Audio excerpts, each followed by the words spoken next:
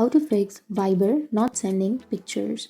So if you're facing a problem with Viber, if it's not sending the pictures, then what you can do is simply tap and hold on to that Viber application, and here you can go for app info.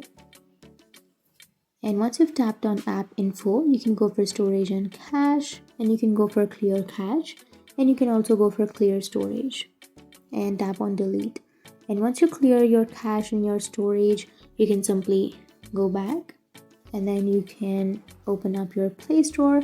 Make sure that you have a stable internet connection, and then go for the search bar and search for Viber.